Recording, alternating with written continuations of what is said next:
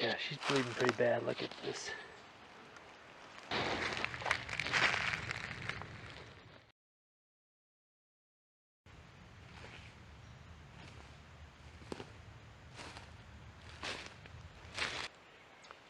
See that right there? That is a lot of blood. And that's what I've been seeing from way up there where I shot her, probably 150 yards away to right there. The problem is, as I was making my way up here, this whole area is full of down trees, and it's a great place for deer to bed down. A doe kicked up right here in front of me, and I really think that it's the same doe, because this blood trail is leading right to where that doe kicked up from. It's possible it was another doe just hanging out, because it's a great place back in here, but I think it's probably my doe. So I guess this is a great time to kick back and have a little snack, have some water, and hopefully give this doe time to expire. I'm amazed that with all the blood that's on the ground, if that was my doe, that it still had the energy to hop up and just bound away. It's incredible, because there's a lot of blood. So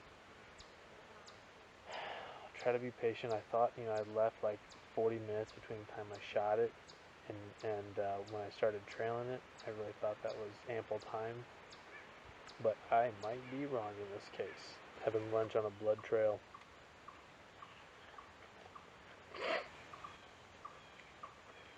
Hey, my name's Corey. Oh no.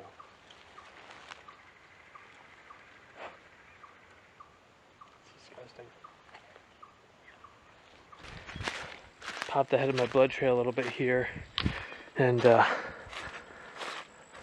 saw her laying down in this valley. I figured once the blood trail started going downhill, then I couldn't be far off, and sure enough, so this is awesome.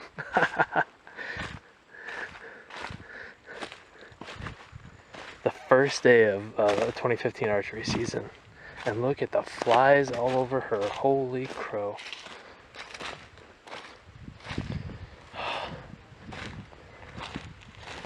Oh man. Didn't take long.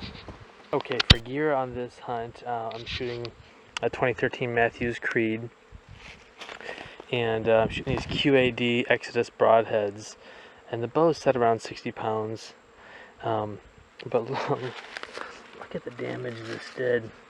The arrow it made 4-5 holes on this deer. Punch that heart. So now here's my challenge. Get the deer out of the woods before the flies devour it. I mean, they're going nuts. Probably upper 70s right now. Humid. And I have to go that way. And there's no easy way of getting through there without going down at some point and then back up. Once I get to that ridge, top of that rise, I'm good. It's all downhill. It's still probably a quarter of a mile hike, but I did it to myself, so I'm not complaining. Just wanted to see, just wanted to show you what kind of predicament I've got myself into.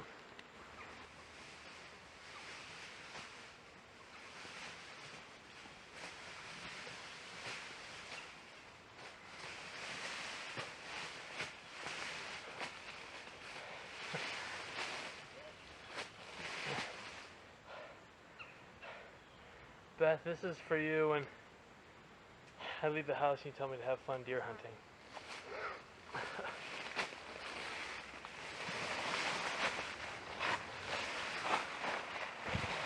progress. That's where I've come from, and up there is where I'm going. And once I get there, it's downhill.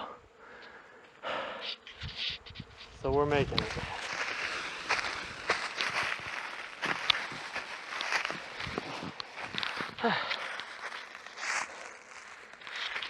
The good news is with all these flies, I may be pulling next to nothing when I get to my Jeep, because they're just going to town. They've already laid eggs on it. I've never seen flies this bad on a carcass. They are just swarming this deer.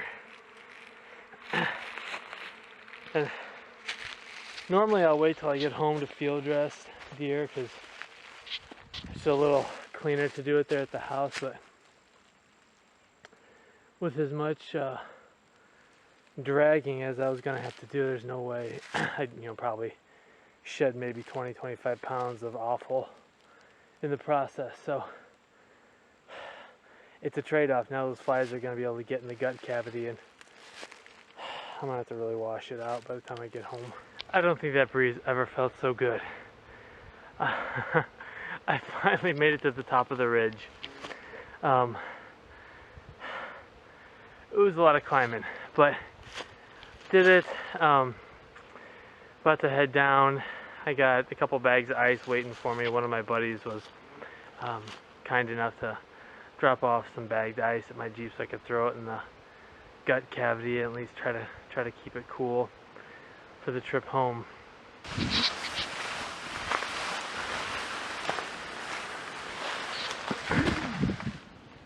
I'll admit this is not a very dignified way to take a deer out of the woods, but it's so thick and so tight back here, there's no way to get a vehicle in. And I don't want to have to haul a deer cart in here, so I can modify my tree safety harness tether and use it as a deer drag. I think I might be hallucinating a little bit. Yeah, pancakes sound good.